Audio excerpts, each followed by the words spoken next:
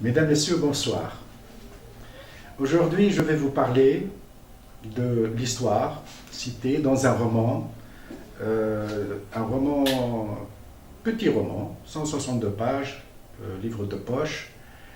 Ça s'appelle Je l'aimais de Anna Gavalda. J'aime beaucoup ce qu'écrit Anna Gavalda et son style d'écriture. Et l'histoire est celle de Monsieur Pierre, qui est le beau-père de Chloé.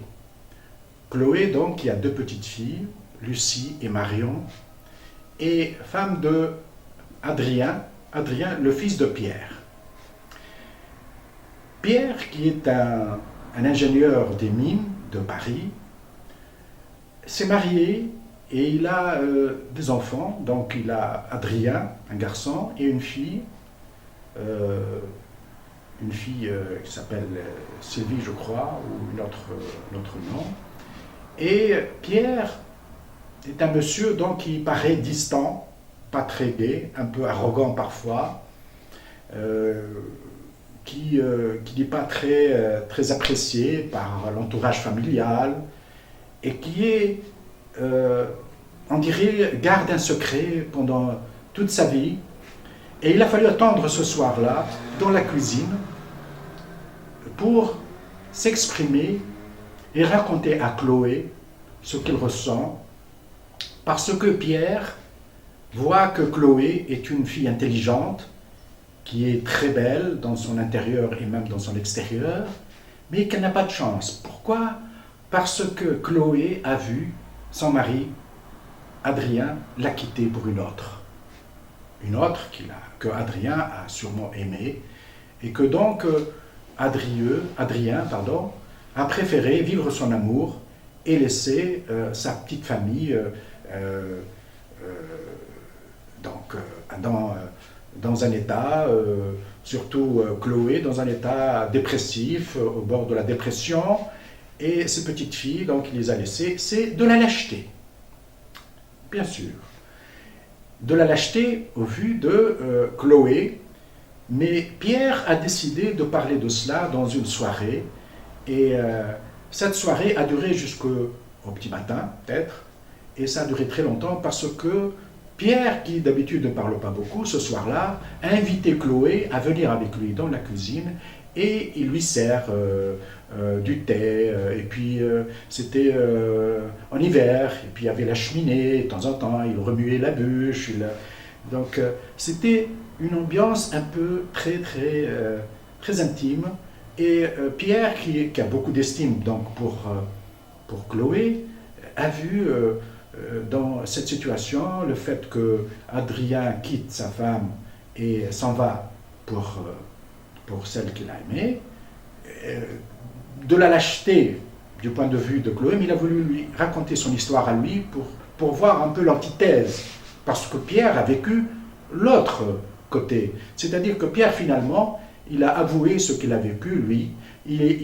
Sa femme, donc Suzanne, qui a donc Adrien et sa sœur comme enfant, Pierre a eu cette occasion de rencontrer Mathilde, une belle Anglaise, qu'il a rencontrée dans l'Extrême-Orient, je crois, et il a eu donc ce coup de foudre au début, le physique, l'intelligence, les petites manières, les petits gestes, enfin bref, tout ce que Mathilde montrait a plu énormément à Pierre, et Pierre était tombé amoureux, fou d'elle.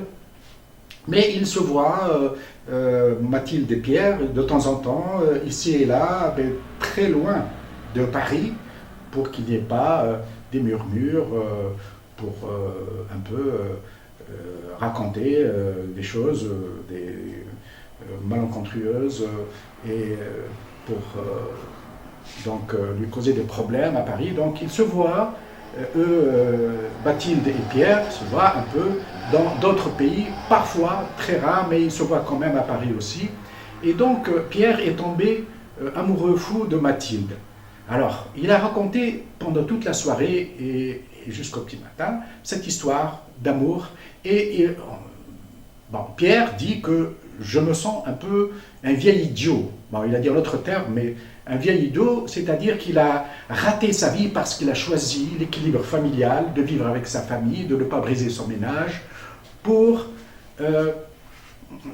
et il a raté sa vie donc parce qu'il n'est pas allé vivre avec Mathilde, son grand amour, et avec qui il a eu en fin de compte un enfant, une petite fille je crois, ou un petit garçon.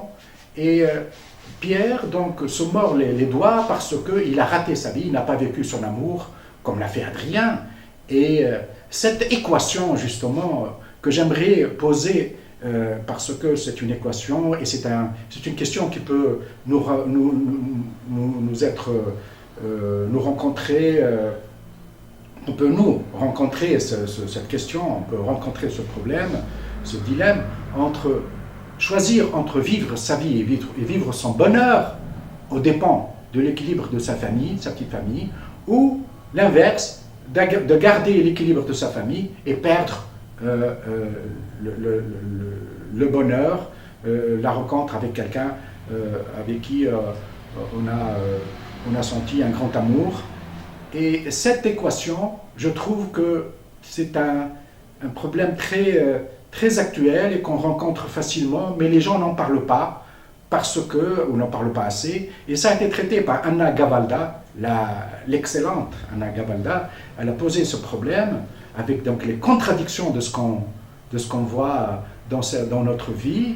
Et ces contradictions, la vie, elle est pleine de contradictions. Mais entre autres, entre le bonheur et le malheur, et comment on est tiraillé entre le bonheur et le malheur, et le bonheur et le malheur finalement sont très relatifs, mais il faut trouver la formule qui peut être une formule quelque sorte de réconciliante. Comment peut-on réconcilier à la fois son bonheur et son équilibre familial, son devoir? C'est toujours la même histoire. Le devoir et le désir, le devoir et le bonheur.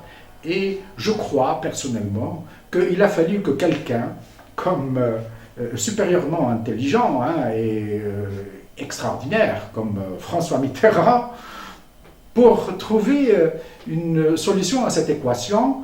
Et nous savons tous que Mitterrand a gardé l'équilibre pour sa famille avec Daniel Mitterrand et ses enfants et tout, mais de l'autre côté, on sait maintenant qu'il a eu aussi Anne Pinjot, qui était son grand amour, avec la fille donc Mazarine, et il a fallu que Mitterrand trouve cette formule géniale, entre guillemets, pour trouver l'équilibre entre garder le bonheur, vivre le bonheur de sa vie, sans toucher à son ménage, c'est-à-dire sa famille.